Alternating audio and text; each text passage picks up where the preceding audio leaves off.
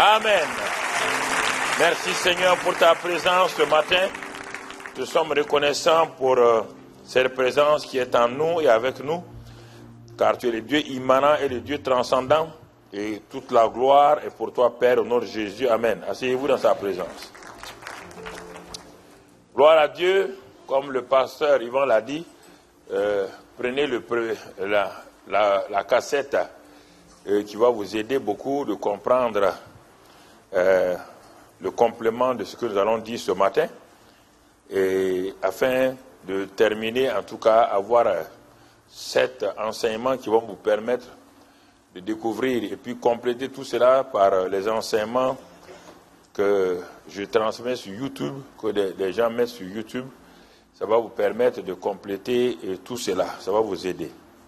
Et ce matin, nous rendons grâce à Dieu, effectivement, de toujours être là, par la grâce de Dieu, être sur nos 2 pieds, parce que c'est une grâce. Parce que le programme que nous avons est parfois dépasse notre capacité.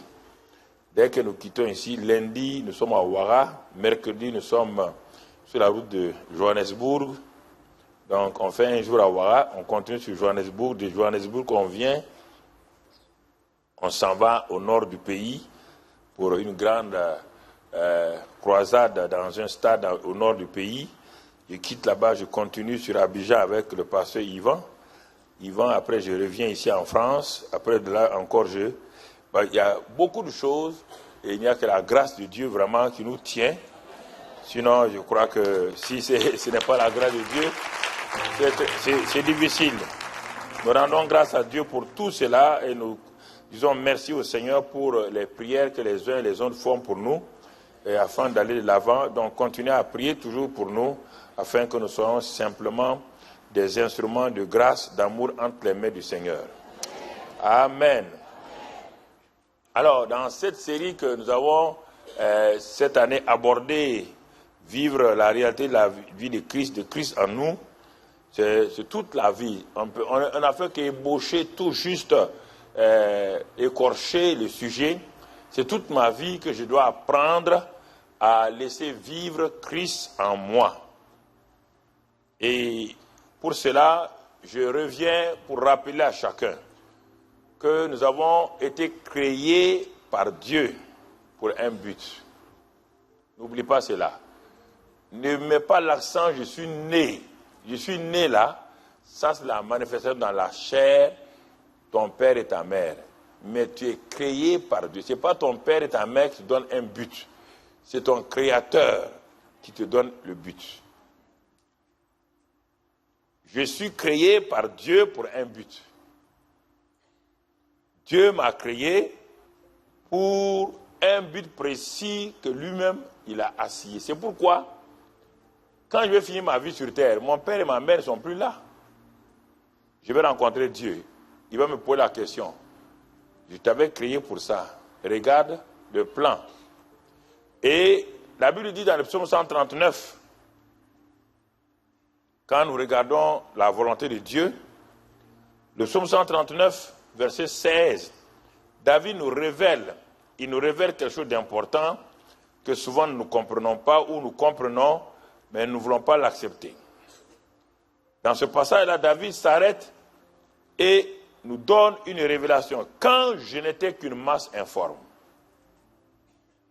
tes yeux me voyaient, et sur ton livre, quel livre? Le livre de Dieu. Je ne suis pas sur la terre. Ce n'est pas à l'état civil de Paris. Dieu ne parle pas de l'état civil de Brazza ou de Kinshasa ou de Ouagadougou. Il dit sur ton livre là-haut. Sur ton livre étaient tous inscrits les jours qui m'étaient destinés. Les jours que je nais et à la maternité ou à l'hôpital, quand on va m'inscrire à l'état civil, on n'inscrit pas le nombre de jours que je vais faire sur la terre. Est-ce qu'on inscrit ça? On me dit le jour de ma naissance. On a déjà mis le jour de ta mort? Jamais. Mais Dieu te dit que lui, là-haut, avant que tu ne viennes sur la terre, lui te connaissait. Tu viens de l'éternité. Tu es né simplement. dans une famille que Dieu a désignée pour que tu sois manifesté. Jésus est venu sur la terre à travers Marie, mais Jésus n'a pas été créé par Marie. Donc, Dieu m'a créé pour quoi? Il m'a créé pour un but. Et il dit, tous les jours de ma vie, sur son livre, étaient déjà tous inscrits. Et c'est pourquoi David s'écrit, je suis une créature si merveilleuse. Une créature si merveilleuse. David n'a pas dit, je suis une belle créature, une créature si merveilleuse. Pourquoi? Notre Dieu s'appelle merveilleux, tout-puissant, conseiller, prince de la paix. Ce qu'il crée est merveilleux. Alors, sachant que tu es une créature spéciale, que tu es merveilleuse aux yeux de Dieu, et qu'il a inscrit tous les jours de ta vie sur son livre, cela veut dire qu'il a un but, il vise un but. Tu es venu sur la terre pour lui, non pas pour ton pays, non pas pour ton père et ta mère. Tout le monde fait l'erreur. Tu n'es pas venu sur la terre pour ton pays, non. Tu vas aider ton pays, tu vas aider tes voisins, tu vas aider tes parents, tu vas aider tout le monde. Mais tu es venu sur la terre pour un but. Si tu manques ce but-là, alors mon frère, c'est pourquoi les gens disent, ma vie n'a pas de sens. Ta vie n'a pas de sens, effectivement, parce que tu n'as pas découvert ce pourquoi tu es sur la terre, ta vie n'a pas de sens. Alors, bien-aimés frères et sœurs, comprenons. C'est pourquoi il dit à Jérémie, il dit, Jérémie, il dit oui. Il dit, mais est-ce que tu savais? Moi, je te connaissais avant. Il dit, mais où? Il dit, mais avant même que ta mère ne soit enceinte de toi, moi, j'avais déjà, ta destinée était déjà devant moi et tu étais prophète des nations. Le gars n'est pas devenu prophète. Dieu dit, moi, je t'ai connu. Je t'ai déjà établi. Comme on l'a vu hier, je t'ai établi père. Je t'ai établi prophète des nations. Alors, quand vous savez cela, quand Dieu parlait sur la vie de chacun d'entre vous, les milliards d'hommes qui ont rempli la terre, qui sont partis, les bébés qui sont morts, Dieu avait un projet pour eux. Toute personne qui est venue sur la terre, qui est née d'un homme et d'une femme, Dieu a un plan pour lui. Et quand Dieu parlait sur la vie de cette personne-là, dans l'éternité, le Saint-Esprit était là, Jésus écoutait, le Saint-Esprit écoutait le plan que Dieu a donné pour ta vie. Quand maintenant tu es devenu un être humain sur la terre, et que Jésus-Christ est venu mourir pour toi, le Saint-Esprit dit, maintenant, nous allons commencer la destinée divine pour ta vie. Et je viens avec le plan de Dieu, avec moi, entrer en toi, pour que désormais, à partir de maintenant, tu as été racheté, tu m'appartiens, et je vais accomplir le plan de Dieu dans ta vie, et c'est ça qu'on veut dire, Christ en nous. Je viens accomplir le plan que Dieu a pour toi. Alors, je te pose la question, si tu manques ce plan-là, où vas-tu aller? C'est pourquoi je vous ai dit d'ailleurs le deuxième jour que le pilote et le copilote, avant que l'avion ne prenne l'envol, ils ont déjà le plan de vol. Ce n'est pas en plein ciel qu'ils font le plan de vol, c'est trop tard. Le plan de vol, avec les informations qu'ils ont des tours, des météos, comment ils doivent aller, ils ont le plan de vol pour leur... Maintenant, ce qui se passe en plein vol, c'est quand ils rencontrent des zones de turbulence ou des fronts nuageux très très épais, alors le pilote, lui et le copilote prennent la décision comment affronter le nuage. Soit on leur dira, le nuage à telle hauteur, telle largeur, et le pilote regarde selon la capacité qu'il a et la capacité de l'avion, l'envergure de l'avion. Il regarde selon les positions des autres avions dans le ciel, s'il va contourner, s'il va affronter le nuage, parce qu'il y a des nuages très dangereux, à l'intérieur, vous découvrez que c'est une fournaise. Vous venez de vous jeter là-dedans, pour en sortir maintenant, c'est un problème. Donc c'est le pilote qui décide en ce moment-là comment affronter le nuage. Alors, je vous pose la question. Vous êtes né dans ce monde-là. Étant né dans ce monde-là, vous devez aller de l'autre côté. Le plan de vol est dans le plan de votre vie, de vol est dans la main du pilote qu'on appelle le Saint-Esprit. Il est venu habiter dans ton esprit, qui est le copilote. Toi, ton corps est assis dans la cabine là-bas. Ça, c'est ton corps physique. Les hôtesses et les stewards sont ton âme. Toi, tu te lèves et tu vas aller dire au pilote et au copilote, tu n'as jamais conduit un avion, que toi, tu n'aimes pas les zones de turbulence de descendre. Alors qu'il y a un autre avion est en train de voler à basse altitude pour te permettre de monter. Est-ce que le pilote va accepter? S'il accepte, il y aura quoi? Bien-aimés frères et sœurs, c'est pourquoi il y a trop d'accidents spirituels dans la vie des chrétiens. Parce qu'ils volent à des altitudes que le Saint-Esprit ne leur a pas dit d'aller. Ils vont à gauche alors que le Saint-Esprit dit tout droit. Après, ils s'en prennent à Dieu et disent, ah mais Seigneur, tu savais. Il dit, je savais, c'est pourquoi je t'ai donné le Saint-Esprit. Tu n'es pas sans aide. Le Saint-Esprit s'appelle aide, consolateur, avocat, intercesseur. Il a au moins 7, 8 noms. Enseignant, témoin, qu'il t'a donné. Mais tu ne veux pas écouter. C'est ça qui amène des difficultés, des problèmes, frères et sœurs. N'aie pas peur des tourbillons, des tempêtes. Regarde déjà dans l'Ancien Testament, les 4 évangiles, c'est l'Ancien Testament, ce n'est pas le Nouveau Testament. Les gens ont mis le Nouveau Testament. Non. C'est l'intermédiaire entre l'Ancien et le Nouveau. Il n'y a pas de Nouveau Testament dans les 4 évangiles. Les 4 évangiles, c'est la vie de Jésus. Ce n'est pas le Nouveau Testament. Tout le monde était vieux, croulant, mort. Les 12 apôtres qui suivaient Jésus étaient des morts spirituels. Pierre, Jean et Jacques, personne n'était né de nouveau. Tu entends? C'est à la résurrection de Jésus-Christ, quand le Saint-Esprit est venu, qu'ils sont nés de nouveau. Jésus dit, l'exemple patent, qui peut nous servir d'analogie naturelle pour comprendre le spirituel, Jésus dit à ses disciples, passons à l'autre bord. Nous allons entreprendre un voyage. Passons à l'autre bord du fleuve, de la mer. Et la barque représente la vie des disciples. Jésus lui-même rentre dans leur barque. C'est ça Christ en nous. Ça, c'est le point de vue naturel. Il rentre dans leur barque. Il rentre dans leur barque avec qui? La présence du Saint-Esprit est basée sur la parole qu'il vient de prononcer de la part du Père. Passons à l'autre bord, car Jésus dit, je ne dis rien sans que le Père m'ait dit de parler. Donc le Père m'a dit de passer sur l'autre bord. Et le Saint-Esprit est en moi. Alors, je rentre dans votre vie, votre barque, et nous allons passer. Jésus, comme je l'ai dit au premier message, Dieu cherche toujours un repos. Dès qu'ils ont accepté, ils ont mis leur barque, leur vie à la disposition de Jésus. Jésus est entré dans la barque. Il a dit, passons à l'autre bord. Il n'a pas dit, allons combattre.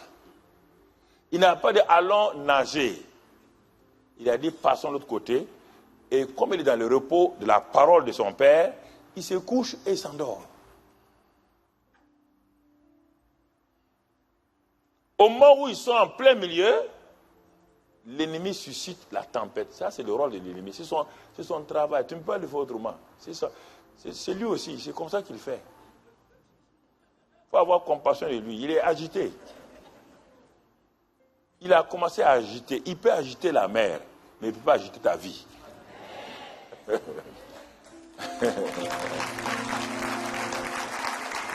Il peut soulever des vents contre toi, mais il va venir trouver une muraille infranchissable. Si tu crois en Jésus qui est avec toi, si tu crois ça. Quand la tempête s'est levée, les disciples ont oublié, parce que ça là, vivre la vie de Christ en nous. Christ était en eux, mais l'autre partie là, vivre la vie, vivre la réalité là, ils ont oublié ça. Christ était là, en personne, avec le Saint-Esprit. Ils étaient là, mais ils ont oublié la première partie, vivre la réalité. Ils ont commencé Ils ont dit, laissez le jeune homme là, c'est un rabbin. Il est très bon, c'est un gars sérieux, un jeune homme sérieux. Mais en matière de pêche, Pierre, Jean, André, c'est nous qui sommes des pêcheurs. Ils ont commencé par leurs efforts, leurs techniques. La vie chrétienne n'est pas un assemblage de techniques. Les techniques vont vous frustrer. Quand ils ont essayé toutes les techniques, ils savent, ils connaissent la mer. Ils ont pour père, grand-père des pêcheurs de poissons. Ils sont nés là-dedans, ils ont grandi dans ça. Ils savent qu'est-ce que la mer. Donc pour eux, Jésus n'a jamais connu la mer. Mais ils ne savent pas que c'est le créateur de la mer qui est couché là, qui a parlé à la mer. Ils ne savent pas. Alors, ils s'en vont, bâbord, tribord, baisser les voiles, baisser, monter, faire tout ça. Le vent commence à venir, à amener les vagues. Ils ont pris des seaux. Quand il y a un seau d'eau, quand ils envoient, le vent envoie 15 seaux d'eau. Le vent est plus rapide qu'eux. À la fin, ils sont frustrés. Comme j'ai dit au premier message, Marthe était frustrée. Elle a reçu Jésus chez elle, elle est frustrée. C'est bizarre. Elle reçoit Jésus chez elle. Au lieu d'entrer dans le repos, elle est frustrée. Les disciples ont Jésus dans leur barque. Au lieu d'avoir les yeux fixés sur le chef et le consommateur de la foi, Jésus a fait deux choses. Il a parlé la parole de foi. Passons à l'autre bord. Il est lui-même l'auteur de la foi. Tu as entendu la parole de foi. Tu vois l'auteur de la foi devant toi. Il est couché, il dort. Celui qui était en péril, c'est bien lui. Entre ceux qui sont éveillés, celui qui dort, s'il y a naufrage, c'est celui qui dort là qui meurt vite. Si lui, il ne meurt pas, toi, tu es inquiet. Ils s'en vont le réveiller, agité. Maître, mais ça ne te dit rien? Tu le vois périr? Le gars dort, comment il va te voir périr? C'est ça que Marthe a fait. Seigneur, ça ne te fait rien que ma petite soeur là reste là-bas. Mais pourquoi, Marthe, tu es inquiète? Pourquoi vous inquiétez? J'ai dit, passons à l'autre bord. Je n'ai pas dit, allons nous noyer.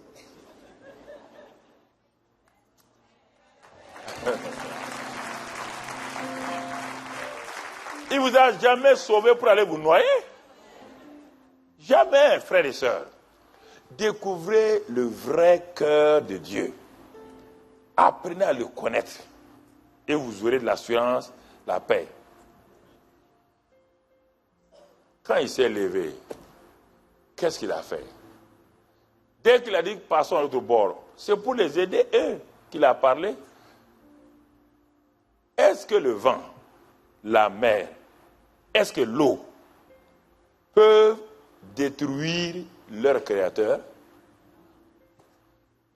Quand Dieu parlait pour que la mer soit créée, tout ça là, c'était qui? Qui était là-bas? C'est ce Jésus que tu vois là. Il a la forme humaine. Il était là-haut. C'est lui la parole.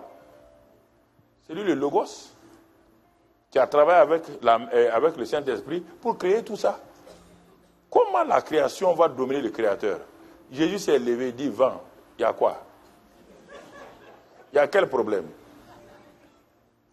Le vent dit, ah, c'est Satan qui a dit, bon, calme-toi, couche-toi.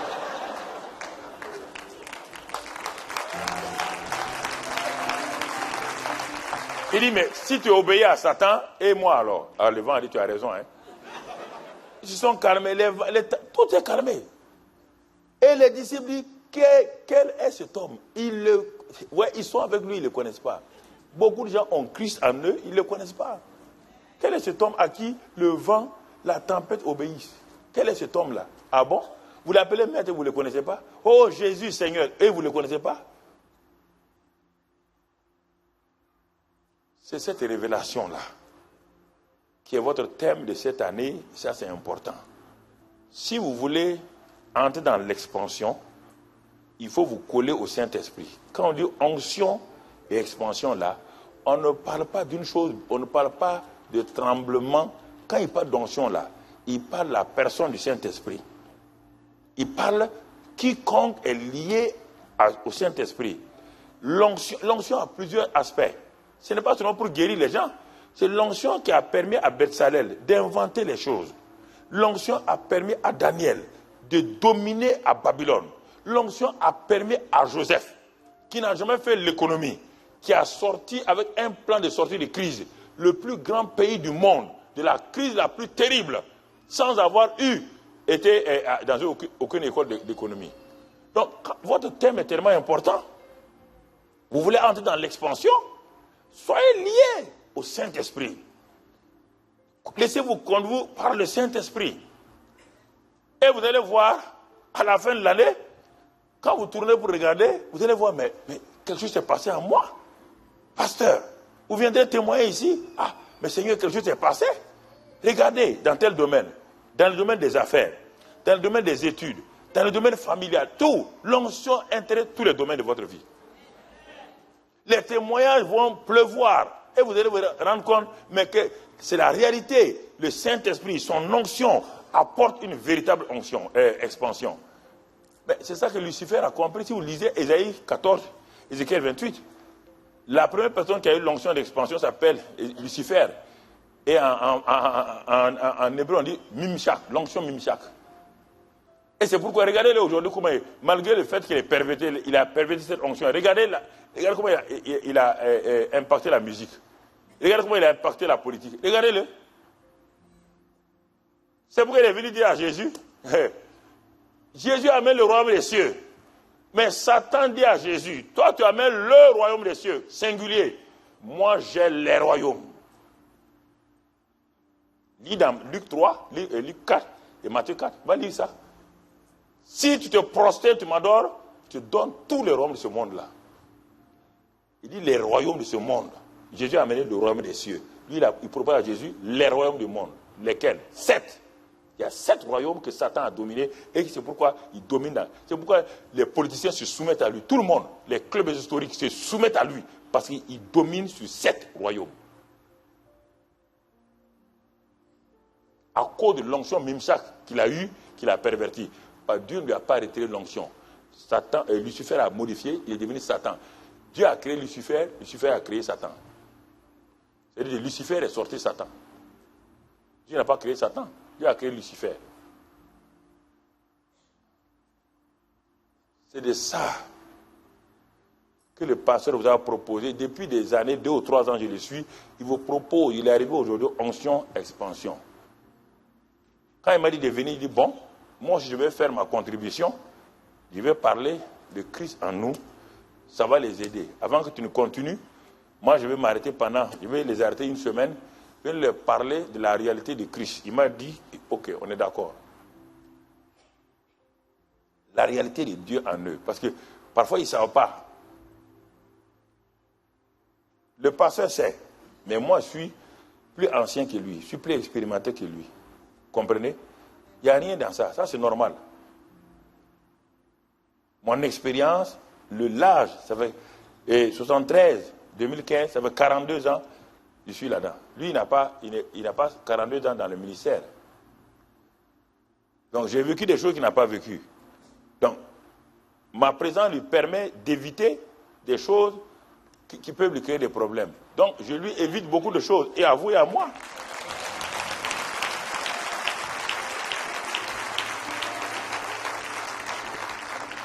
C'est ça, frères et sœurs.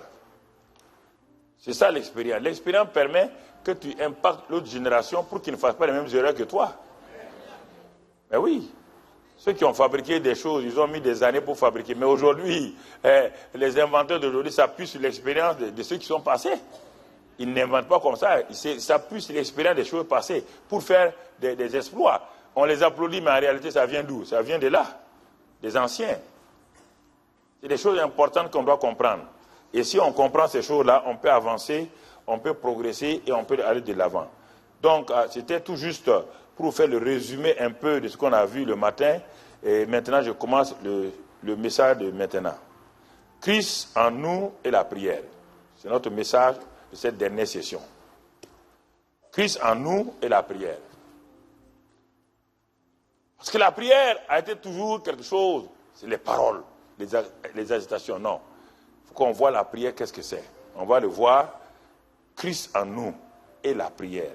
Quelle est la relation entre le Christ en nous et la prière? Premièrement, nous devons savoir qu'il y a deux intercesseurs que tout chrétien a. Tout chrétien a deux intercesseurs. Le premier est un intercesseur extérieur, 1 Jean 2, verset 1. C'est un intercesseur c'est quelqu'un qui plaide pour la cause de quelqu'un d'autre. Un intercesseur, c'est quelqu'un qui se tient à la brèche en faveur de quelqu'un d'autre. C'est ça l'intercesseur. Regardons bien le premier intercesseur, 1 Jean 2, 1. On revient au verset. Mes petits enfants, je vous écris ces choses afin que vous ne péchiez point et que si quelqu'un a péché, nous avons un avocat auprès du Père, Jésus-Christ le juste. Verset 2, il est écrit, et nous avons un avocat auprès du Père, Jésus-Christ le juste. Et dans Romains, il est dit, lui-même est une victime expiatoire pour nos péchés, non seulement pour les nôtres, mais aussi pour ceux du monde. Mais dans Romains, on va aller rapidement dans Romains 8, si je ne m'abuse, Romains 8. Là-bas, il est dit, Romains 8, verset 34, il dit, qui condamnera les élus? Ça veut dire ceux qui ont Christ en eux. Christ est mort, bien plus il est ressuscité, il est à la droite de Dieu et il intercède pour nous. Donc, j'ai pris le mot avocat, défenseur, mais maintenant intercesseur. Le premier intercesseur extérieur s'appelle Jésus de Nazareth. Il n'est pas sur la terre, il est au ciel. Il est à la droite du Père. C'est ton premier intercesseur. Ton premier avocat défenseur, c'est lui. C'est pourquoi il a dit qu'il vous enverra un autre paraclétos, un autre. Ça veut dire que lui, il est le premier, il va vous envoyer un deuxième, quelqu'un d'autre qui est comme lui, qui a la même divinité que lui. Un autre paraclétos. Donc le premier intercesseur, quelle garantie de savoir qu'au ciel, auprès du Père, il y a un avocat. Tu as un avocat qui n'a jamais perdu aucun procès. Et qui ne le perdra pas. Non seulement il est avocat, il est intercesseur. Il se met à ta place, il intercède pour toi, en ta faveur. Ça, c'est au ciel. Mais maintenant, le deuxième intercesseur, allons dans Romains 8. Maintenant, Romains 8, versets 26 et 27. On va le lire, parce qu'on va revenir sur ça pendant ce temps, cette session-là. Romains 8, 26 et 27. De même aussi, l'Esprit nous aide dans notre faiblesse. Faiblesse, c'est notre incapacité. Dans d'autres passages, en anglais, on dit les infirmités. C'est au pluriel. Mais ici, en français, on dit notre faiblesse. Mais dans la Bible, en anglais, et puis en grec, c'est nos infirmités, nos incapacités. Tout ce qui est incapable, là, tout ce dont nous sommes incapables, l'Esprit vient pour nous aider pour ça. Mais d'où? Pas de l'extérieur. S'il vous plaît. Lui n'est pas à l'extérieur. Il nous aide dans notre faiblesse, car nous ne savons pas ce qu'il nous convient. On n'a pas dit que nous ne savons pas prier, hein. Ce qu'il nous convient de demander dans nos prières. Mais lui-même intercède par des soupirs inexprimables.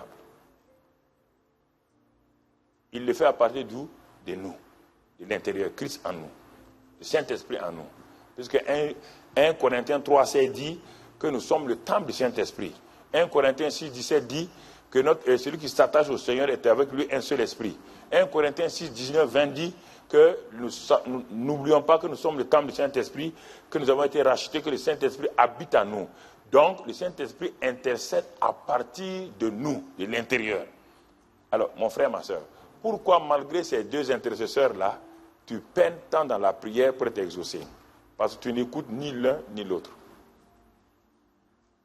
Si on va prier, tu vas prier quoi?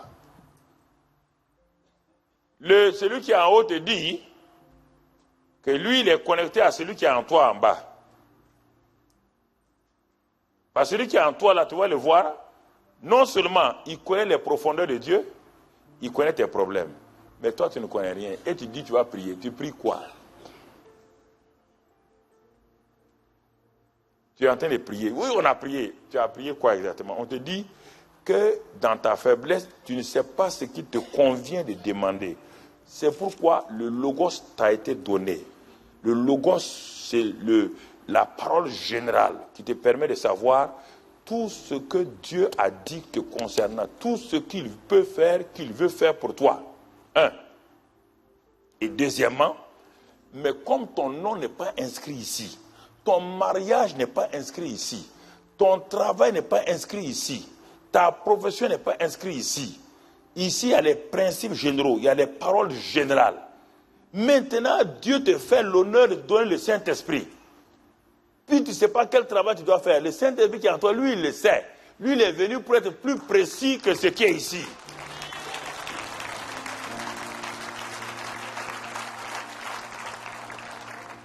Seigneur, tu as dit que celui qui a trouvé une femme a trouvé le bonheur.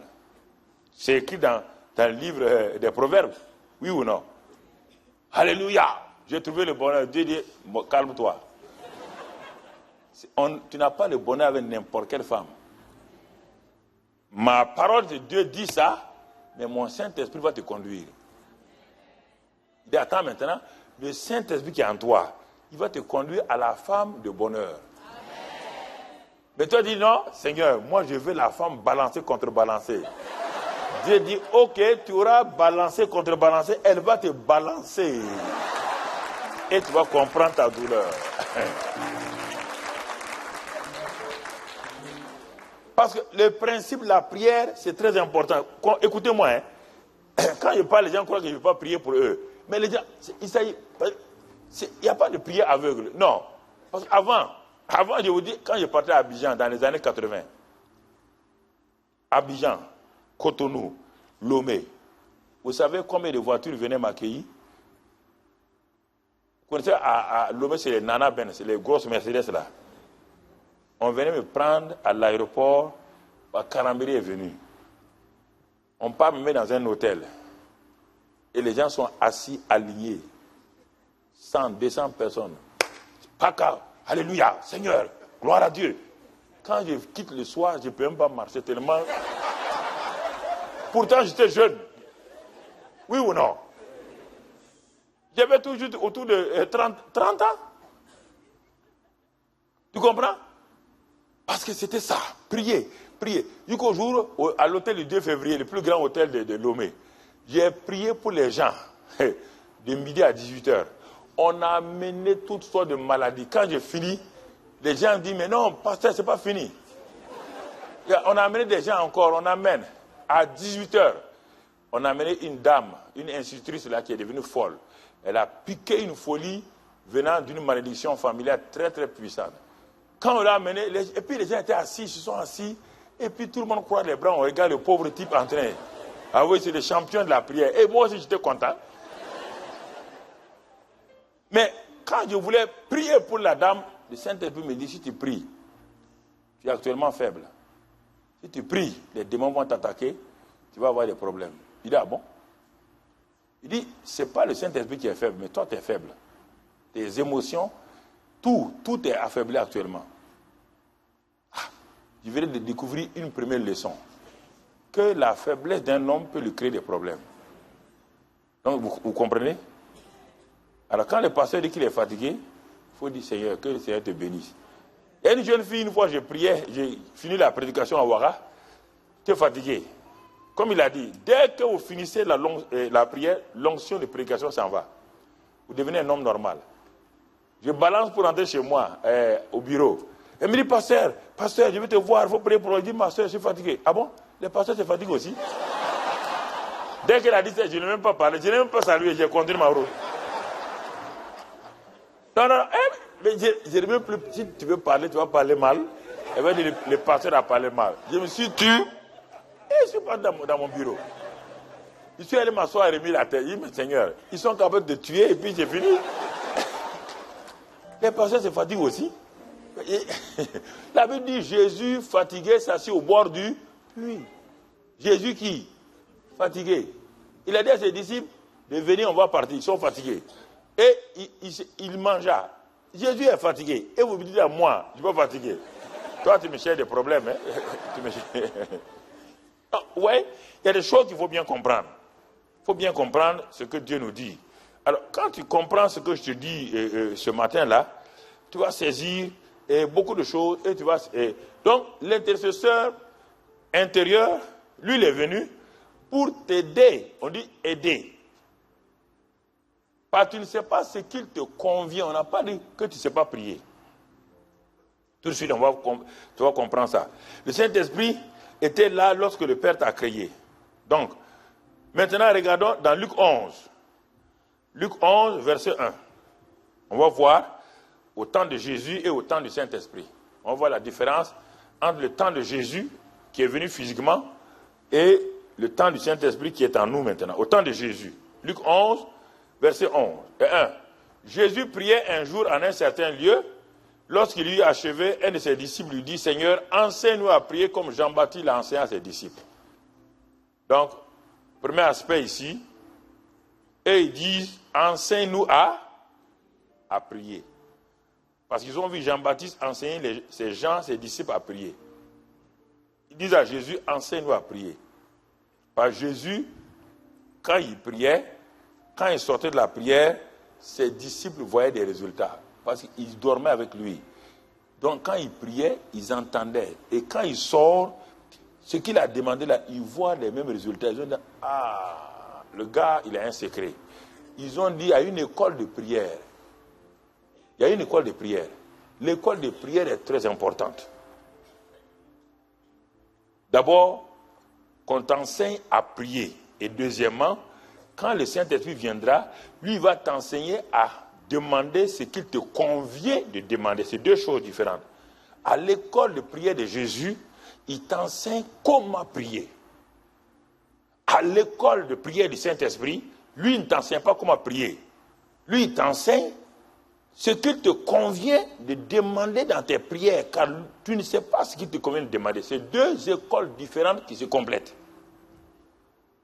C'est ainsi que Jésus a enseigné le Notre Père, mais il a enseigné aussi Jean 16. Lisons Jean 16, il va leur enseigner la prière, parce qu'eux, ils n'ont pas reçu le Saint-Esprit, c'est lui seul qui avait le Saint-Esprit. Jean 16, versets 23 à 24. Qu'est-ce qu'il leur dit? En ce jour-là, le jour où le Saint-Esprit viendra, vous ne m'interrogerez plus sur rien. En vérité, je vous le dis, ce que vous demanderez au Père, il vous le donnera. En mon nom. Donc, il est en train d'enseigner comment prier. Donc, on doit prier au nom de qui? Au nom de Jésus. Ça, c'est enseigner comment les gens doivent prier, au nom de Jésus. Et s'adresser à qui? Au Père. Et il va le voir, verset 24. On prie au nom de Jésus.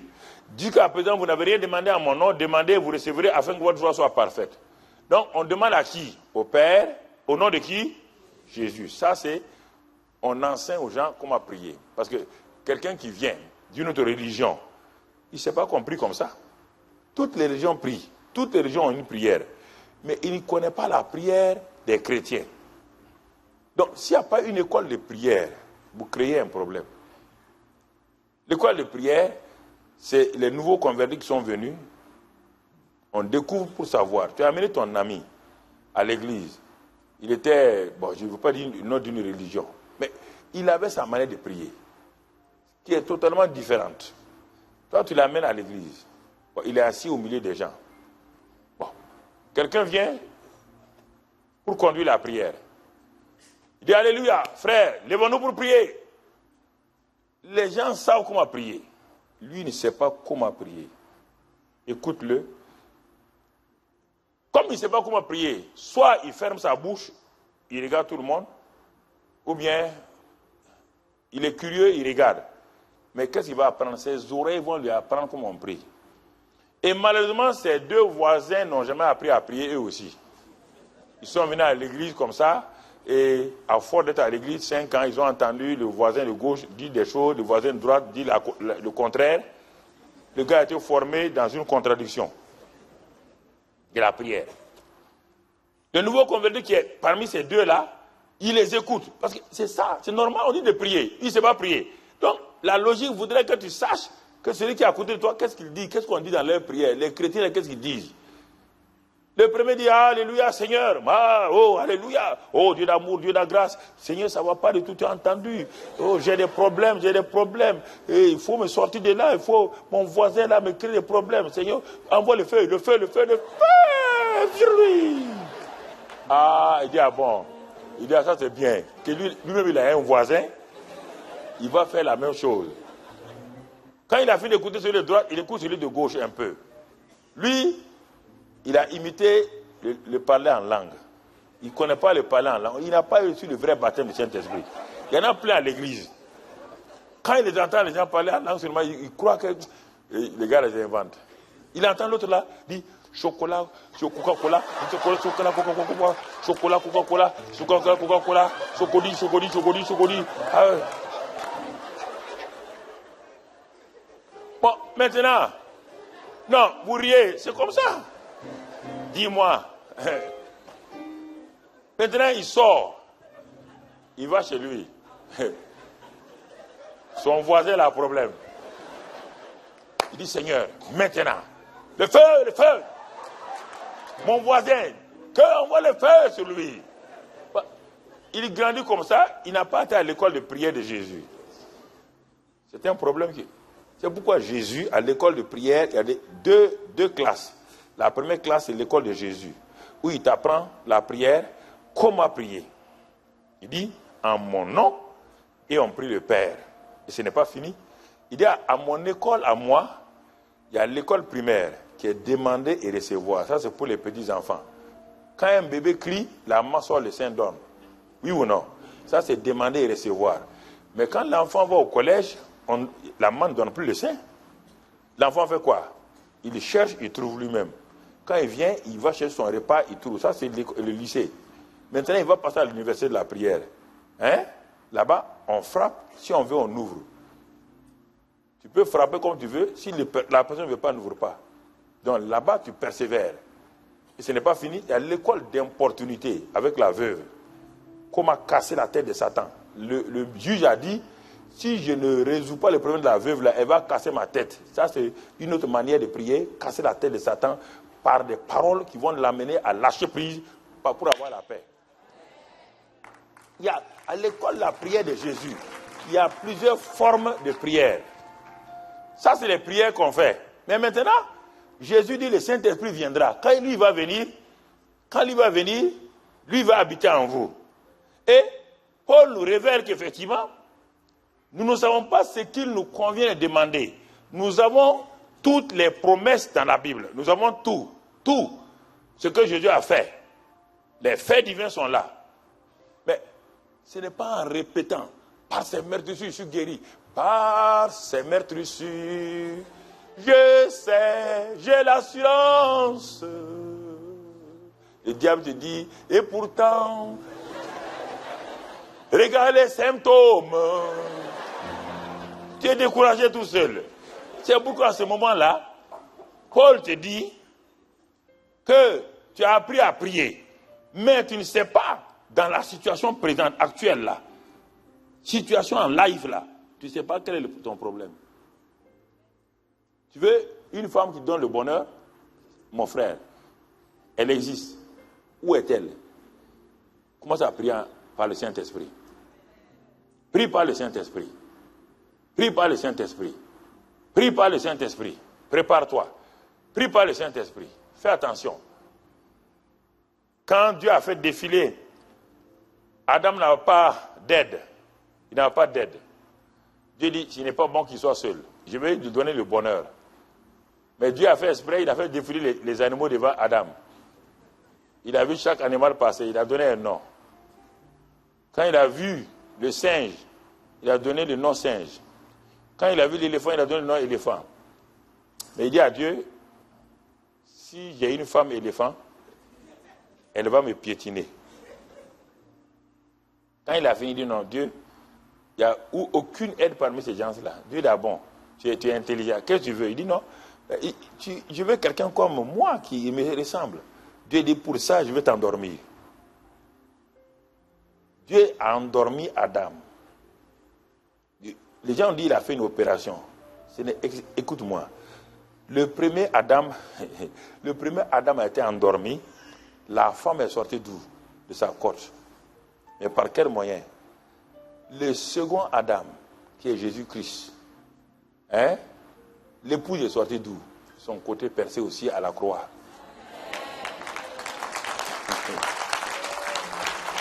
Écoute, je vais te montrer ça un jour, tu vas comprendre. Que Jésus-Christ, ce n'est pas la croix seulement qu'il a eu des blessures du sang. Il a eu le sang plusieurs fois. La croix était le summum, c'est la somme variant de I-A-N. Hein, des choses. Si tu vois, tu comprends? Si tu ne comprends pas ces choses-là, c'est un problème.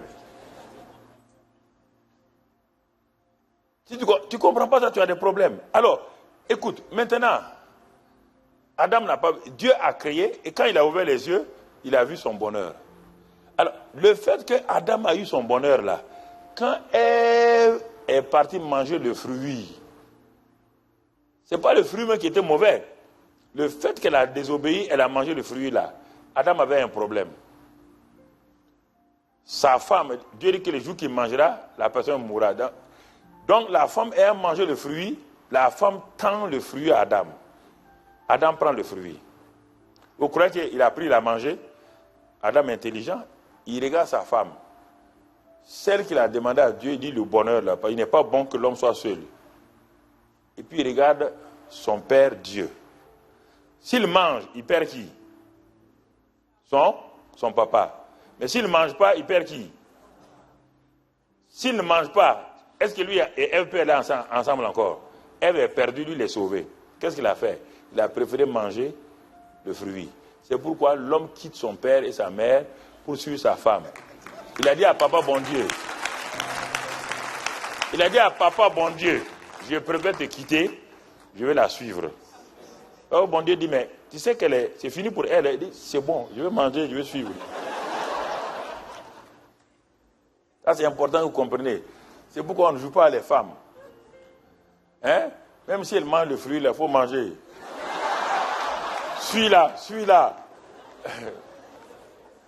faut la suivre. Suivez-la. Faut pas vous. La femme, c'est comme ça, frère.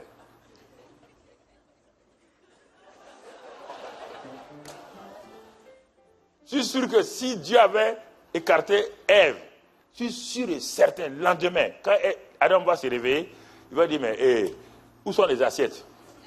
Il ne sait pas où se trouvent les assiettes. Il ne sait pas où se trouvent. Il n'y a rien, il ne connaît rien. Les hommes, c'est comme ça. Ils parlent haut et fort. Quand leurs femmes voyagent, ils ont des problèmes.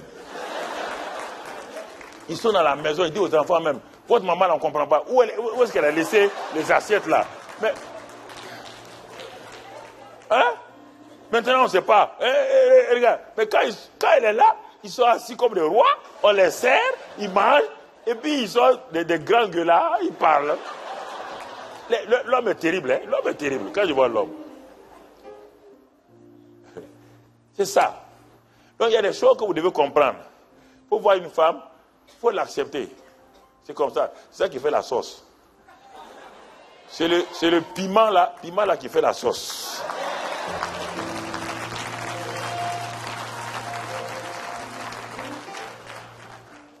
Mais regardez-les, regarde, toi tu n'as que des muscles durs comme ça. Quand on te touche, on a envie de tomber. Mais quand tu touches la femme, c'est mollo.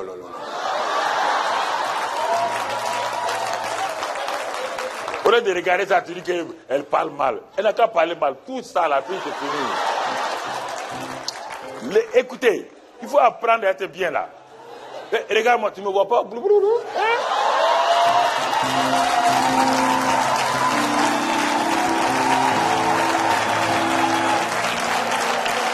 Mais oui.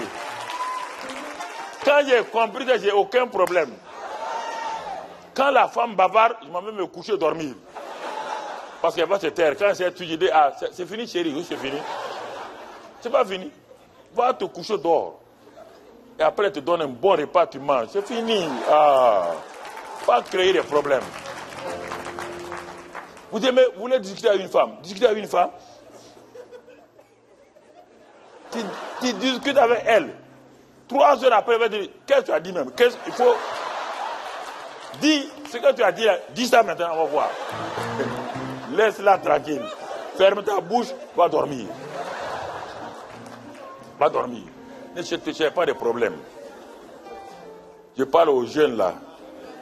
Quand un vieux singe te dit que dans la forêt il y a ça, il faut croire. Fais comme ça et tu vas voir ta femme est tranquille avec toi. Amen. C'est une bonne parenthèse. C'était pour vous faire sourire un peu. Parfois, vous êtes sous pression quand on donne des messages. Maintenant, je peux placer les vrais mots. OK. Tu es prêt maintenant, on va aller.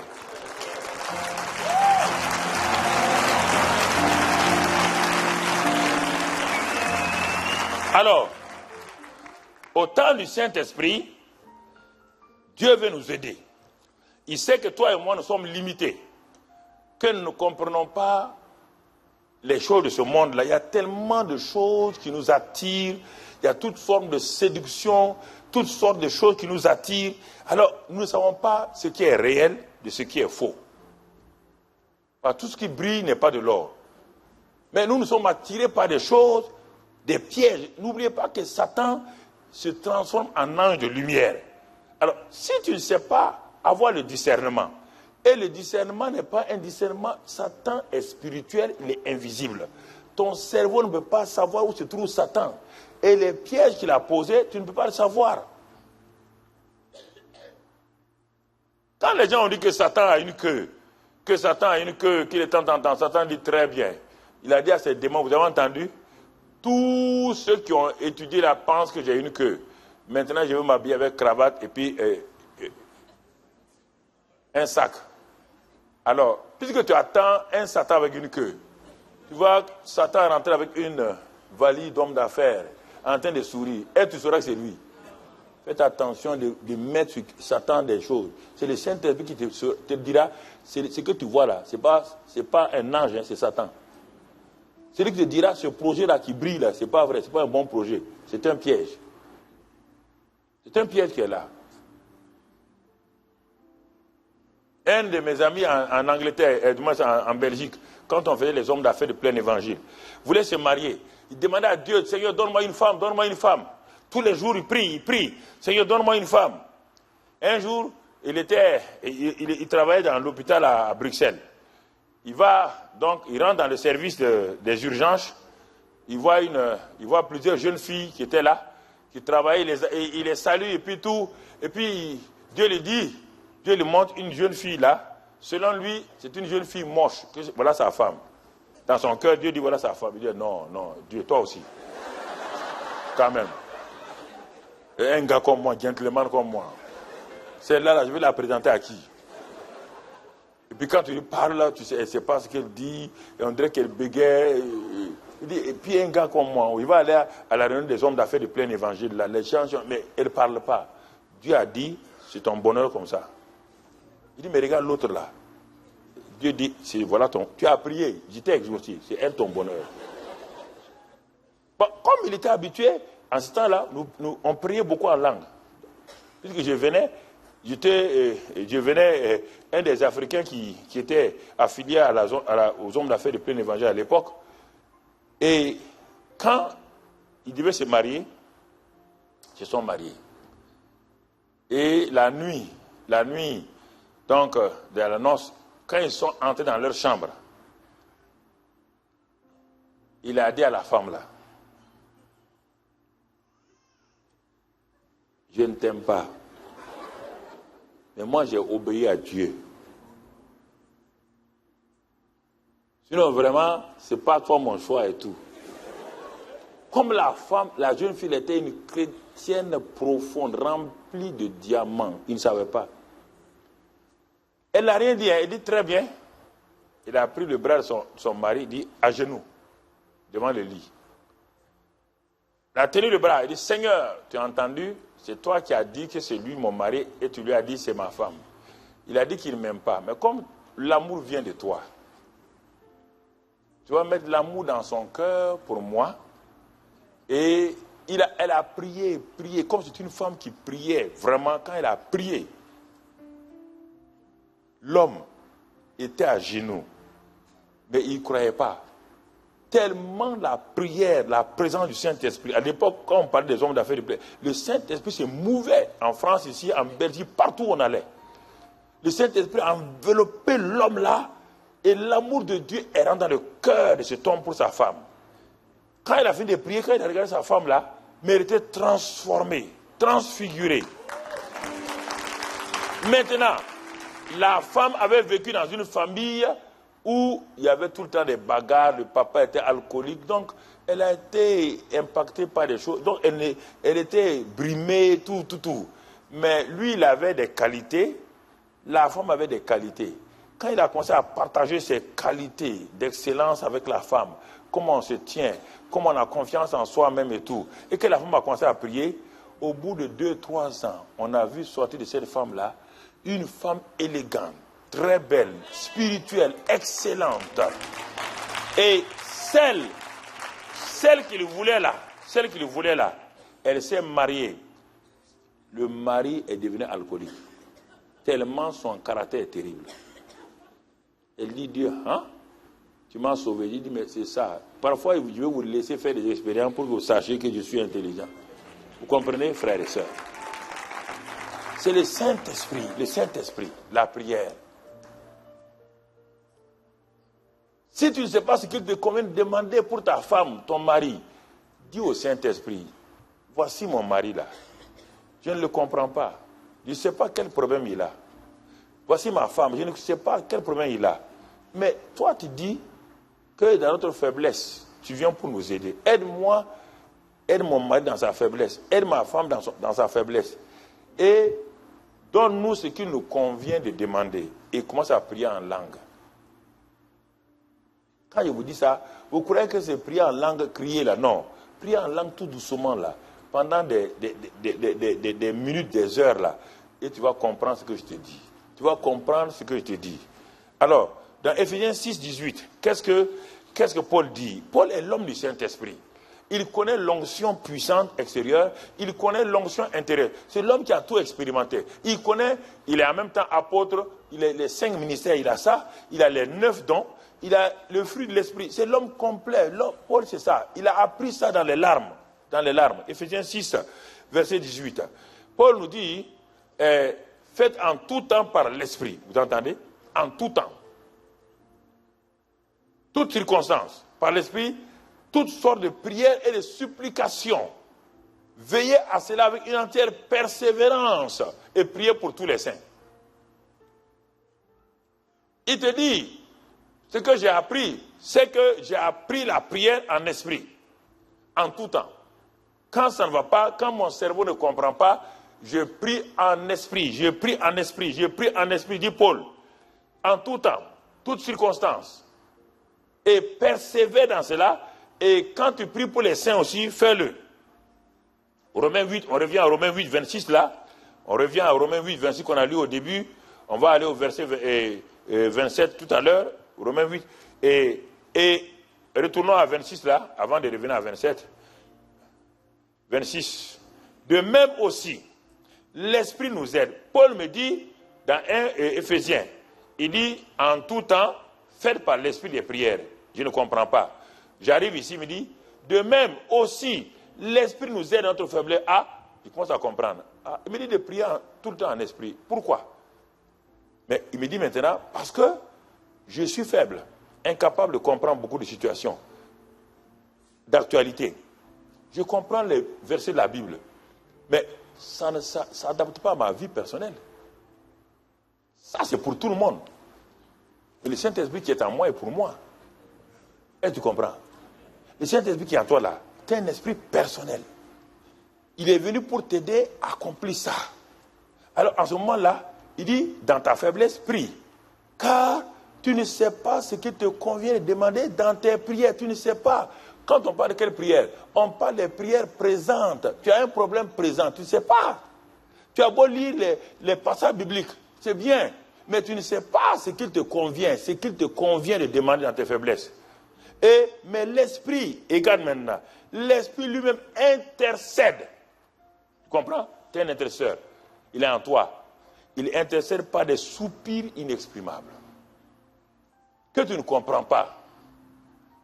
Et le verset 27 nous dit maintenant, et celui qui sonde les cœurs, tu comprends maintenant?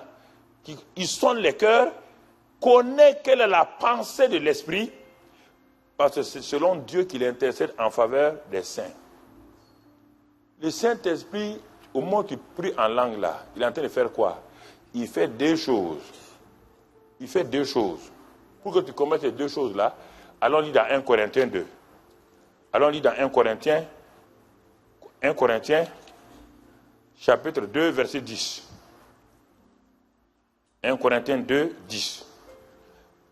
Il dit, Dieu nous a révélé ces choses par l'Esprit, car l'Esprit sonde de tout, même les profondeurs de Dieu. Bon, prends ce verset, va le coller à Romains 8, il dit, celui qui sonde les cœurs, ça c'est les hommes, les cœurs des hommes. Il sonde les cœurs des hommes. On dit maintenant ici, il sonde qui?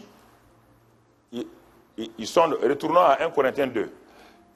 Il sonde tout, même les profondeurs de Dieu. Regardez le secret. Il sonde les profondeurs de Dieu. Il connaît les profondeurs de Dieu. Et il sonde ton cœur.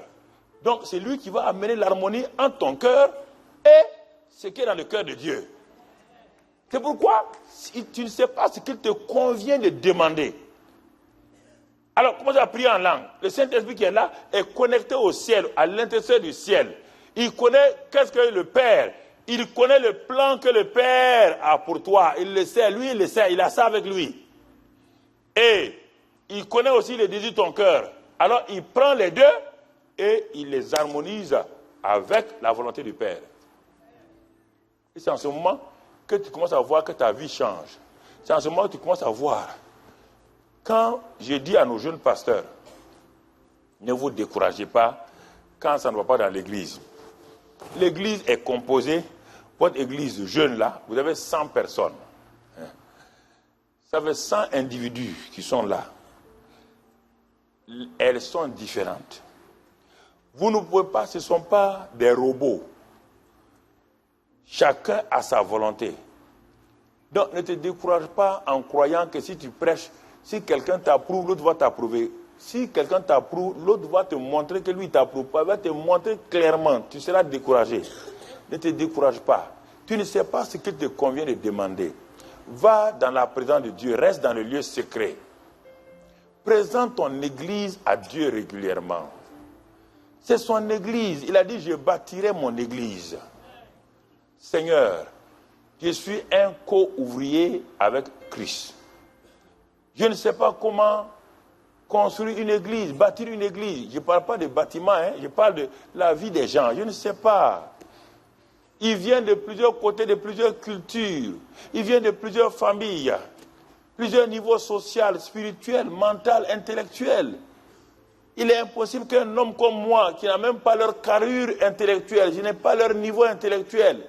Je suis un pasteur qui a fait tout juste le CM. Et j'ai dans mon église des ingénieurs, j'ai toutes sortes de gens. Et ils viennent de plusieurs horizons. Je ne sais pas, Seigneur. Va et demande-lui. Bâtis ton église. Je veux être co-ouvrier. Prie en langue. Je ne sais pas ce qu'il convient, par où je dois commencer. Par où je dois commencer. Même les politiciens savent faire ça. Il faut savoir quel est le leader d'opinion dans une société pour l'avoir. Si vous avez les leaders d'opinion, vous avez tout.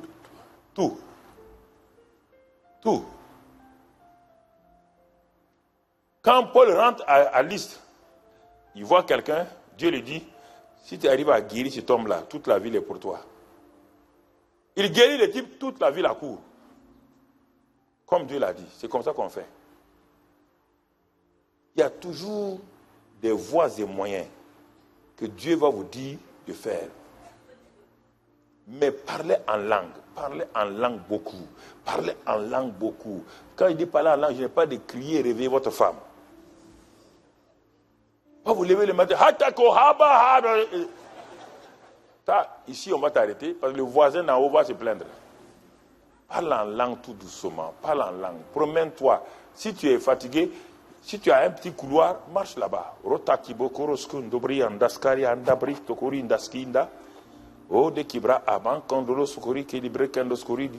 Tu es fatigué, tu dis Seigneur, merci. Parce que je ne sais pas ce qu'il convient de demander, mais tu vois les difficultés de l'église là. Il y a une femme là qui nous crée des problèmes. Ah, c'est terrible. Quand elle vient à l'église, sa bouche là, je ne sais même pas combien il parlait. Seigneur, tu vois, je te la présente maintenant. Parle, dis son nom. Les situations, dis son nom. Et parle en langue. Le Seigneur s'occupe d'elle. Ne cherchez pas à combattre les gens dans la chair. Vous allez créer bagarre. Elle va te dire, tu vas dire, mais c'est toi là, c'est toi qui gâtes l'église. Ah bon, moi je gâte l'église. C'est moi qui gâte ton église. On va voir ici. Tu ne me connais pas, oh? Je vais te montrer. Tu connais? Je m'appelle Suzanne la bagarre. J'espère qu'il n'y a pas de Suzanne ici. Non, c'est pas toi. J'ai dit ça comme ça, ok. Non, laisse tomber. Prie en langue. Prie en langue, prie en langue, prie en langue, prie en langue. Dis son nom et prie en langue. Prie en langue seulement. Continue.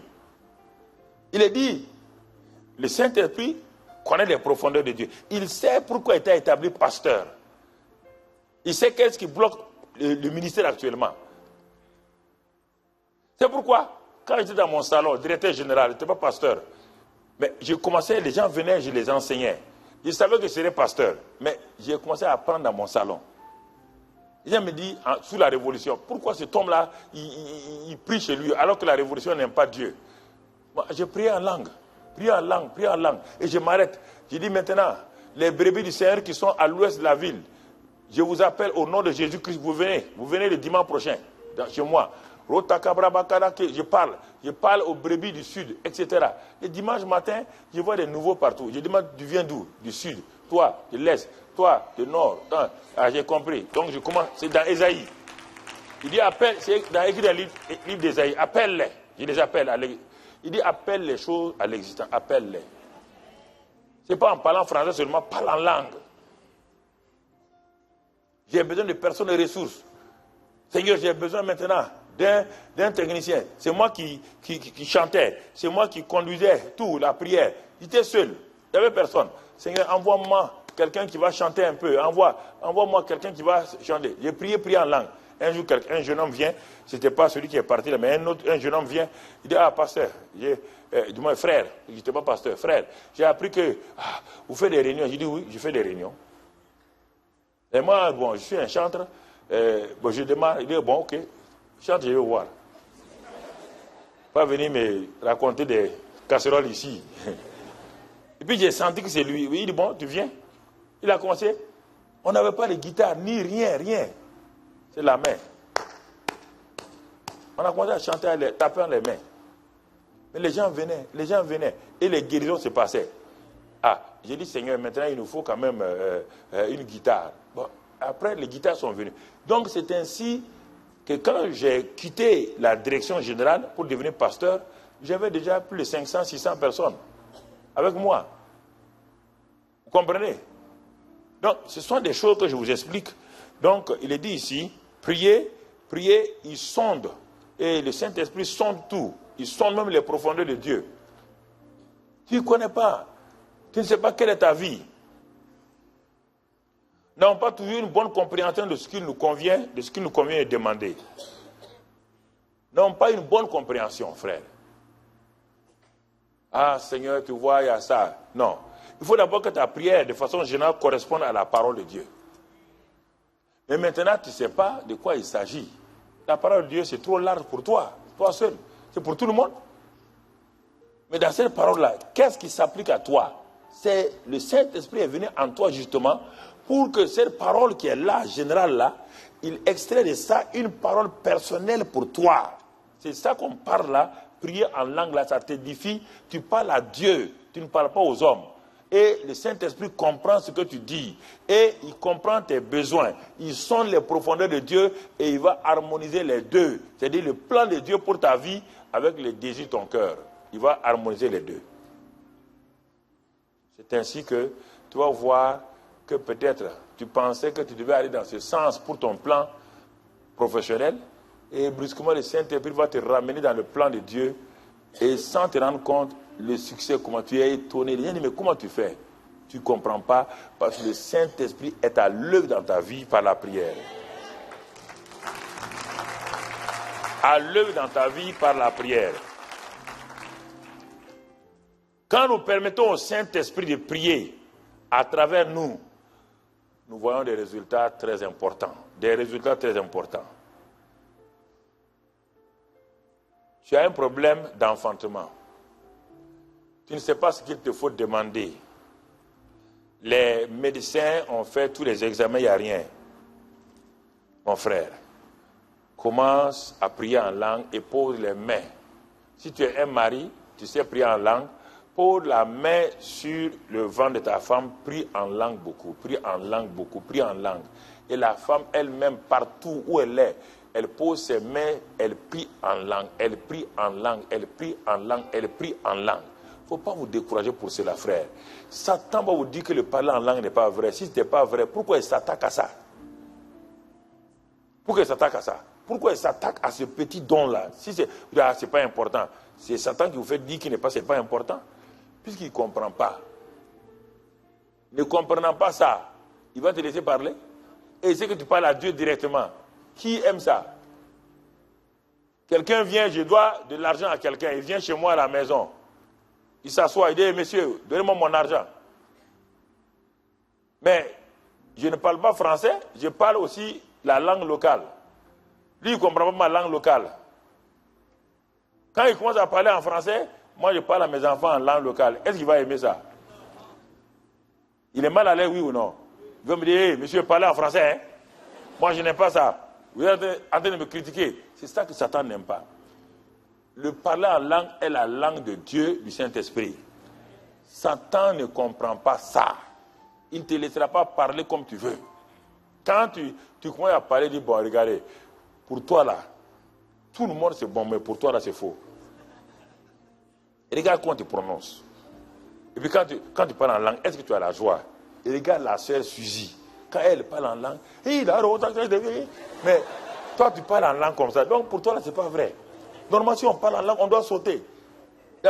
À force que tu ne sautes pas, tu ne crois pas, tu crois que c'est la langue, le parler en langue de Suzy qui est bien, mais pourtant c'est pas bien. Il est comme ça, il aime fatiguer les gens. Il aime te décourager. Il aime te décourager. Il n'aime pas ça. Il sait quelle est l'importance. Pourquoi Paul dit, je parle en langue plus que tous. Mais dans l'église maintenant, j'édifie les gens. Mais tu ne peux pas édifier quelqu'un que tu n'es pas édifié. Une batterie qui n'est pas chargée peut faire démarrer la voiture. Mais alors, tu n'es pas édifié, tu n'es pas chargé. Comment tu veux faire édifier ta vie? Tu dois édifier ton esprit par le Saint-Esprit. Le Saint-Esprit est branché sur ton esprit. Et si tu parles en langue, tu es chargé. Et maintenant, le moteur s'en va.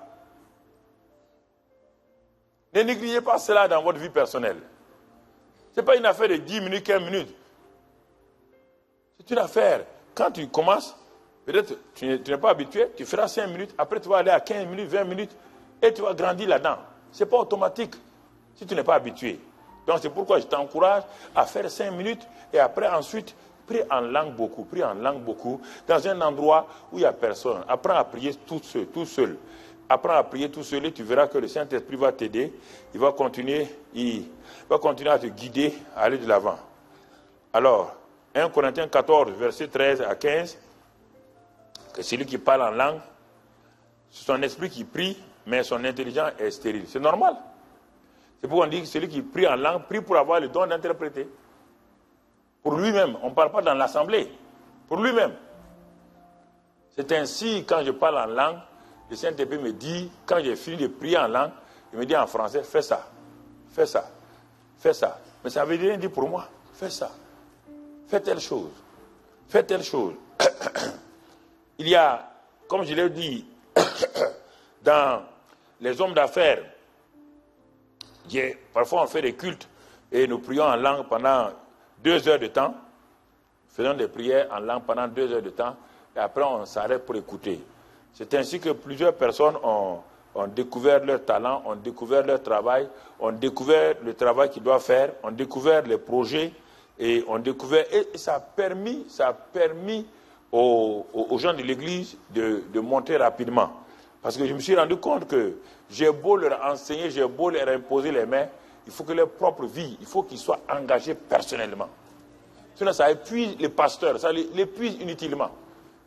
Eux-mêmes doivent être engagés. Ils doivent prier eux-mêmes.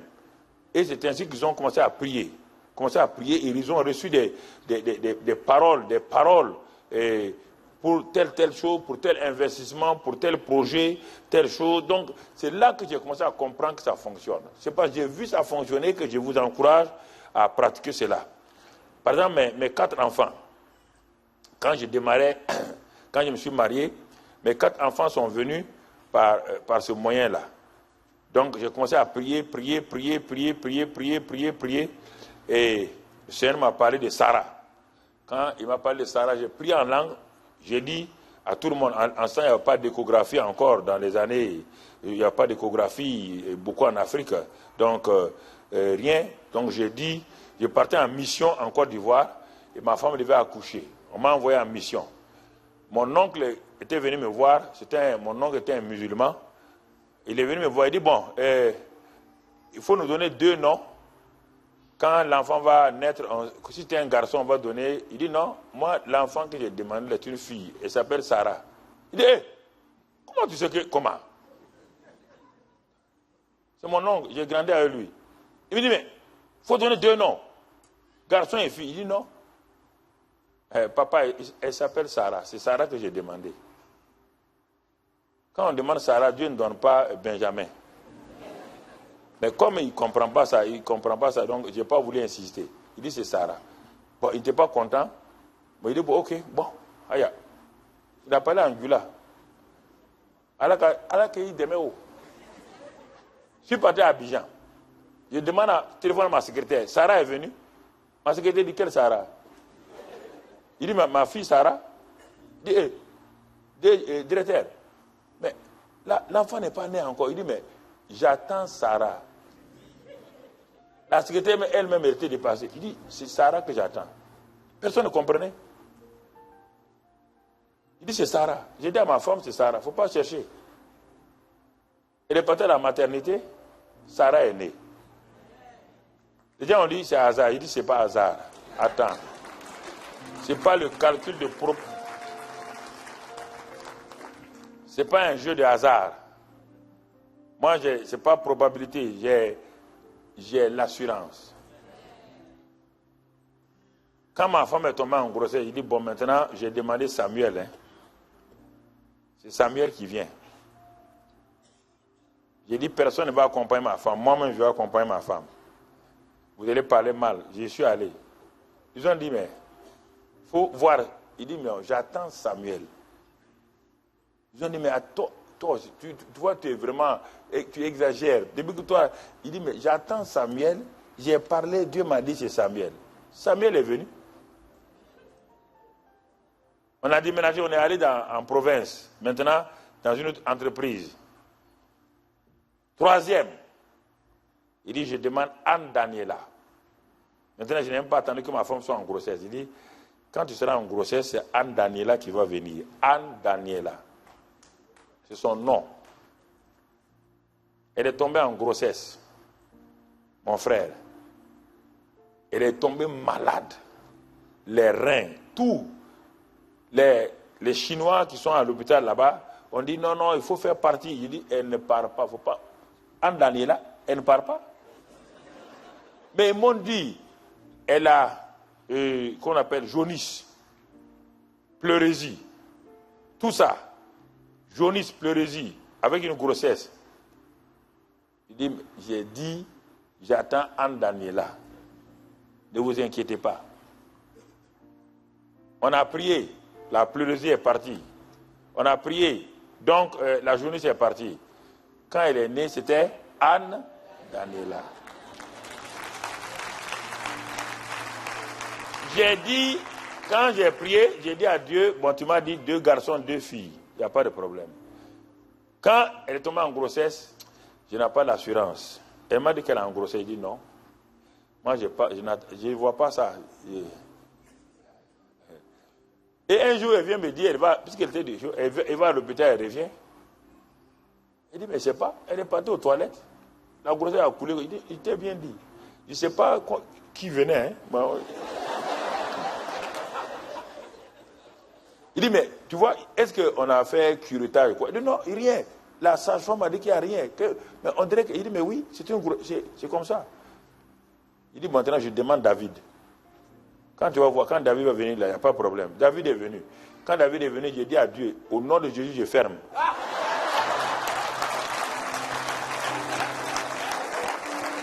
Je ferme. J'ai fermé. 2 garçons, 2 filles. J'ai fermé. Prie en langue. S'il te plaît, apprends à prier en langue. Ce n'est pas de l'amusement. Quand tu es couché, quand tu es dans un fauteuil, quand tu es dans ta voiture, prie en langue. Quand tu es même en train de couper le gazon, prie en langue tout doucement. Et dans les bureaux, au moment où les gens discutent, les gens parlent mal, prie en langue tout doucement. Quand les gens ils insultent, ils parlent mal, tu parles en langue. Dieu entend. Ne crois pas que c'est Dieu. Dieu n'est pas un vieillard, il entend. Parle doucement, murmure. Murmure. En ce moment, si tu veux que tes oreilles entendent, vous avez maintenant toutes les facilités là. Mets écouteurs. Tu n'entends pas les bêtises du service. Mets écouteurs, mets la bonne musique, parle en langue doucement. On dit, ma soeur, qu'est-ce qu'il y a? Non, c'est sérieux. Et tu vas voir que les choses vont se débloquer dans ta vie. Bon. Les choses vont se débloquer dans ta vie. Nous étions en campagne d'évangélisation, on faisait des campagnes pour ouvrir les églises au Burkina. Nous sommes arrivés à Bobo, j'ai dit à un de mes collègues là, il s'appelle Gilbert Kaboré.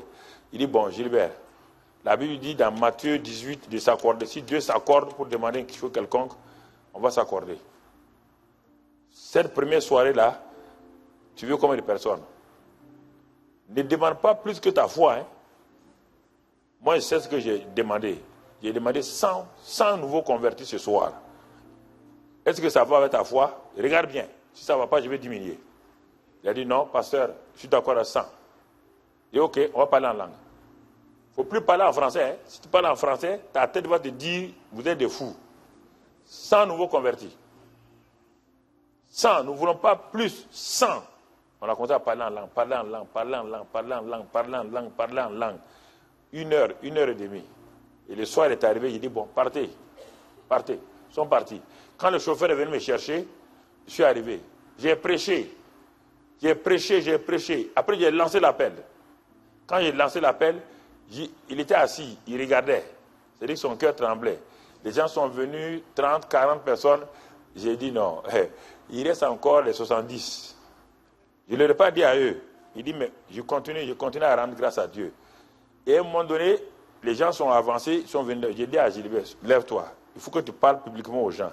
Viens et compte avec les comptes. Venez compter. Ils ont compté 100 personnes pile. Il dit, dis-leur ce qu'on a dit pendant la prière. 100 personnes.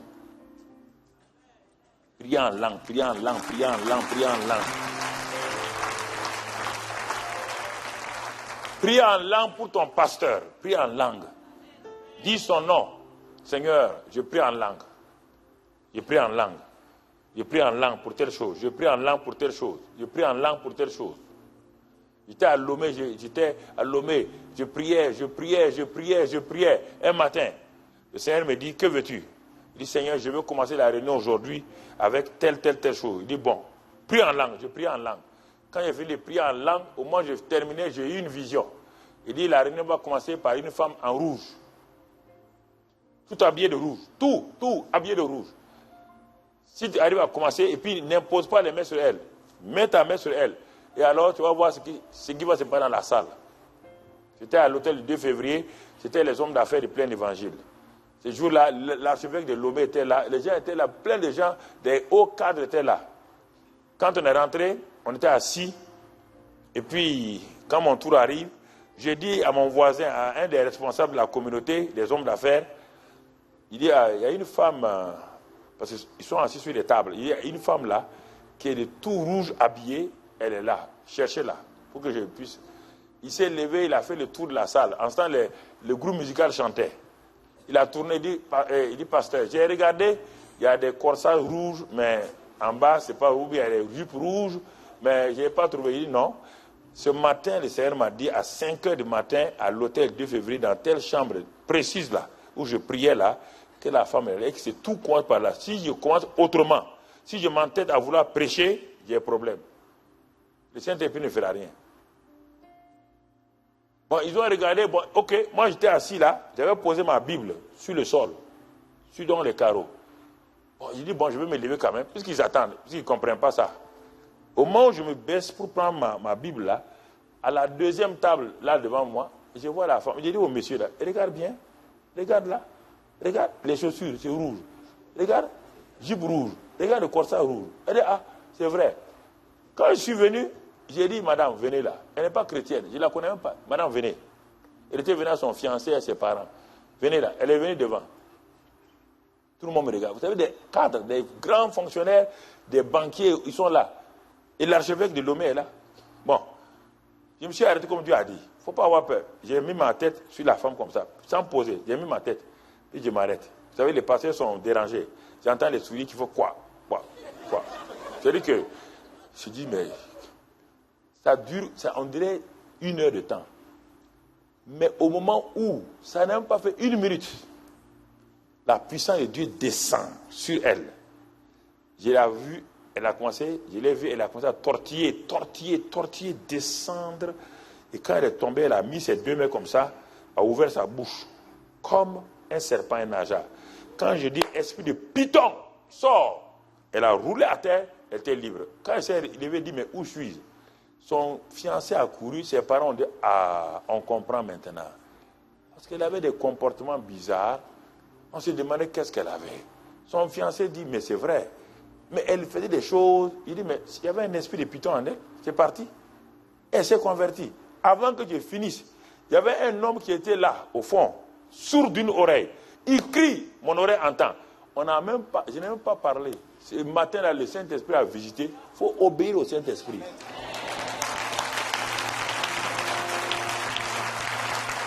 Obéir au Saint-Esprit. Obéir au Saint-Esprit.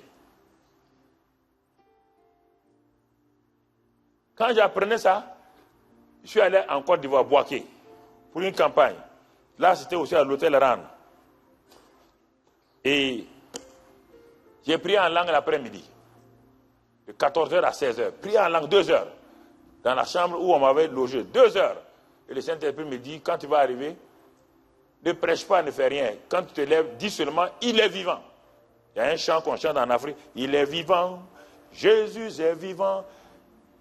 Et moi, je n'ai pas prévu qu'il chante ça. Il m'a dit seulement, quand tu vas te lever, quand tu vas arriver à la chair, dis seulement, il est vivant. Il ne m'a rien ajouté.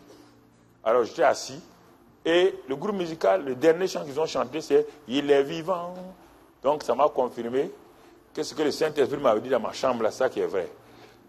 Ils avaient invité des personnalités en grand boubou, en basin, autour de la piscine. Celui qui connaît l'hôtel Ran de Boaké, qui connaît l'hôtel Ran de Boaké, voilà, la piscine. J'étais là, nombreux, assis. Des gens des clubs ésotériques. Je me lève, je m'arrête là, et je dis ce que Dieu a dit. Il est vivant. Hé, mon frère, catastrophe. Les gens en grand boubou, en veste, étaient tous à terre. Ils roulaient à terre, C'est-à-dire que tout autour de la piscine, là, c'était un problème. On ne savait plus quoi faire. Personne ne savait quoi faire. Les gens couraient de tous les côtés. Et en ce moment-là, je vois 2 jeunes filles qui courent, qui viennent vers moi. La tête baissée. Il y avait un mur derrière moi. Elles m'ont dépassé. Ils m'avaient donné deux frères de la sécurité. 2 frères de la sécurité qui étaient assis derrière moi, qui se sont levés pour essayer de repousser les filles. Mon frère, les filles avaient les démons. Quand les 2 frères de la sécurité ont commencé à vouloir les arrêter, elles ont dit, mais toi là, vous ne pouvez pas nous arrêter. Toi d'ailleurs même, tu as commis fornication l'autre jour. Tant. Les 2 gars se sont assis tranquillement. Les démons ont commencé à révéler leur vie. Les 2 jeunes se sont assis tranquillement. Donc je me suis tourné, j'ai pris autorité, elles sont tombées. J'ai commencé à prendre autorité dans la salle maintenant. Dans la salle, et les gens étaient délivrés. Et une autre fois, j'étais là-bas, je prêchais. Et au moment où je prêchais, le courant, il y a eu coupure de courant. J'ai dit aux gens de ne pas bouger, que personne ne bouge. J'étais à Boaké aussi.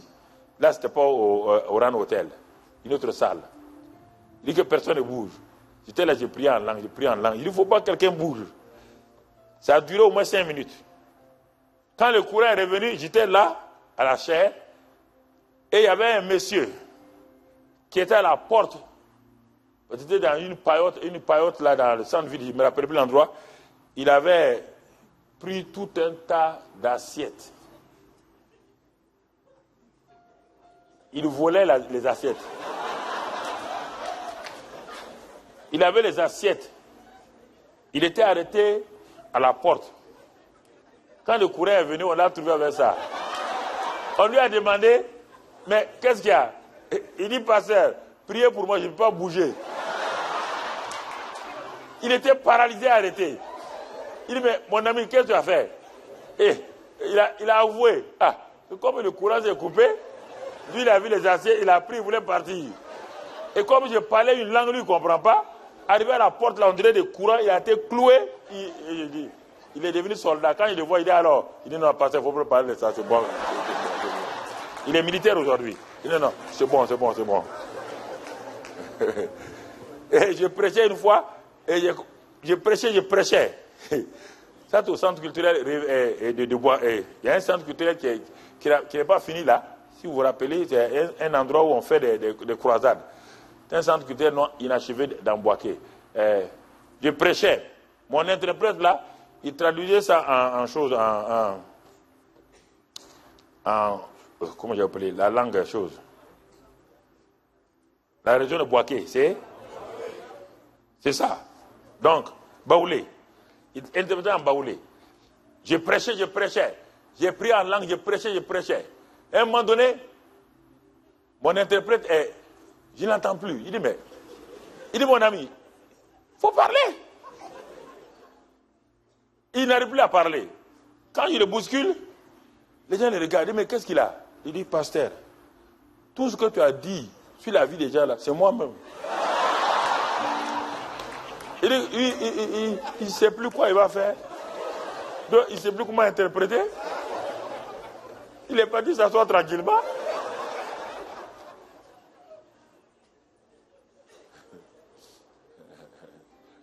C'est important. Il faut apprendre à prier en langue. Et j'étais en Inde quand j'ai fini je suis allé en Inde, j'étais à New Delhi, il y a plusieurs années. Vraiment, j'avais mangé une alimentation très pimentée, si tu connais bien. J'avais des problèmes. Mais maintenant, je n'avais pas d'argent pour payer tous mes frais d'hôtel. Mon frère, j'ai prié, j'ai jeûné en langue. Jeûner en langue, ça veut dire prier en langue jusqu'à ce que... Ah, il n'y a pas de solution. Je vais faire quoi? Si je veux prier en français, ça ne marche pas, je n'ai pas l'argent. Je savais qu'il me manquait au moins 100 000 francs. J'ai prié. Le lendemain matin, je continuais à prier en langue. Et on est arrivé pour payer nos frais d'hôtel. On s'est alignés. Il y avait au moins 10, 15, 20 personnes devant moi. J'ai joué au poli. Quand les gens me disent, allez-y, non, il faut avancer. Je ne vais pas arriver à la caisse. Mais j'avais l'assurance, mais en même temps, ma tête me dit, tu vas rester ici en Inde. Il y avait un combat réel en moi. À la fin, tout le monde est passé. Je suis obligé de passer. J'arrive à la caisse. Je donne mon nom. Le caissier, en ce temps, ce n'était pas encore chaud. Donc, les fiches là, il tourne la chambre, il tire ça. Puis il regarde, il tape sur sa machine. Mon frère, je dis, ah, Dieu, ça c'est fort, hein. Le type est en train, peut-être c'est pas 100 000, peut-être c'est 200 000, ça c'est grave. Et puis, à un moment donné, il me regarde. Il dit, ça s'est aggravé maintenant. Ça c'est grave, parce que ça veut dire que je peux quitter l'Inde. Il me regarde, il calcule encore, il calcule. Après, il me dit, ah, il sort une autre fiche là. Il dit non, il dit sorry. Il dit, mais, sorry quoi? Vous ne m'appelez pas sorry? Il me dit non. Lui, il ne comprend pas, il ne comprend pas. Il dit, mais l'argent que je lui ai donné, c'est ça, non? Il dit oui. Il a compté de l'argent. Il dit, mais il ne comprend pas. Il dit, il y a quelqu'un, voilà le papier, quelqu'un a payé pour moi. Il dit, ah.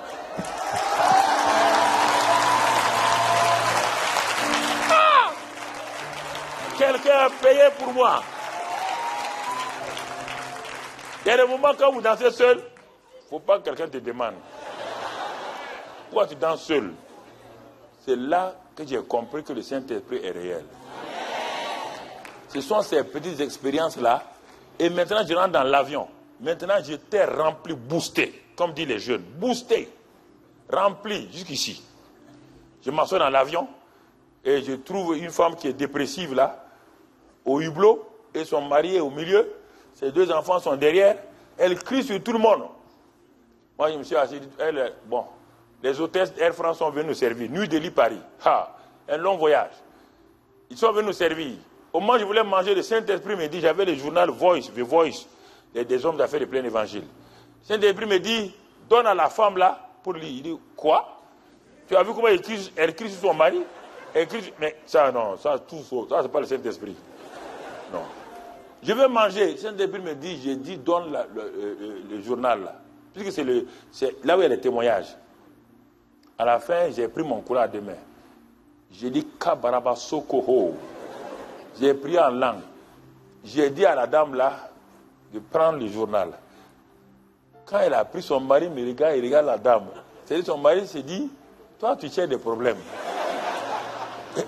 Tu cherches des problèmes, hein? Elle a pris le journal là. Honnêtement, elle regarde la couverture, elle regarde tout, elle tourne. En ce temps, moi je mange, j'ai mon œil là-bas. Parce qu'il se peut qu'elle renvoie le journal sur moi. Elle fait tout, elle regarde. Moi, j'ai fini de manger.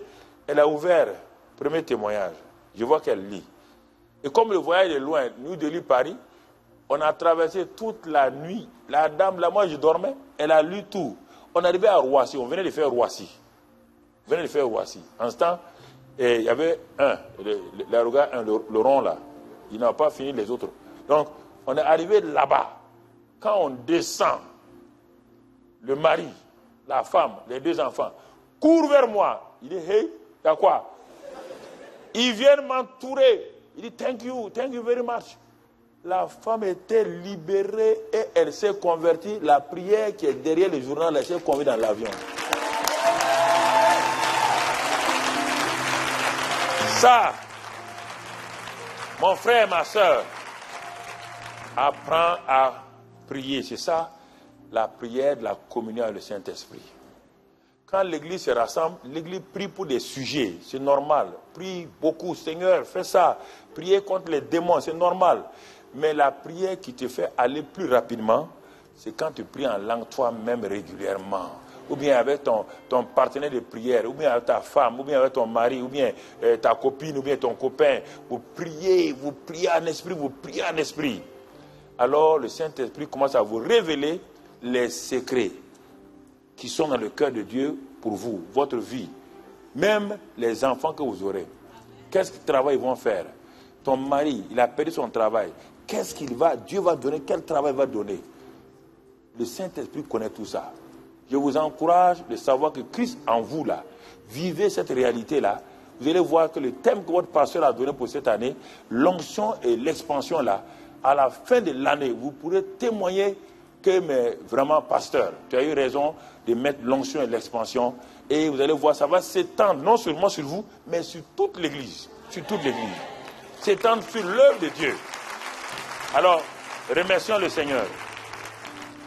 Père, merci pour cette semaine qui nous a donné l'occasion de partager la parole de Dieu. Tu nous as donné l'occasion ensemble de louer le Seigneur, de glorifier le Seigneur. C'est pourquoi je te remercie pour ta grâce, ton amour et ta bonté, pour cette merveilleuse assemblée qui est là. Non seulement ICC, mais tous les frères et sœurs qui sont venus d'autres églises pour la communion fraternelle. Je te remercie pour ton serviteur qui a eu cette grâce de m'inviter, de nous inviter, de venir partager la parole de Dieu. Père, que ce qui a été sémé dans leur cœur s'enracine, s'approfondisse, et que le Saint-Esprit fasse lever cela en l'arrosant, en faisant la croissance, afin que cette Église puisse connaître encore des lendemains sûrs et certains, et que chacun ici puisse entrer dans sa destinée. Que ta grâce et ton amour soient sur eux, soient bénis et soient loués, Père, au nom de Christ Jésus. Amen. Puisque vous savez Voilà, que le Seigneur vous bénisse.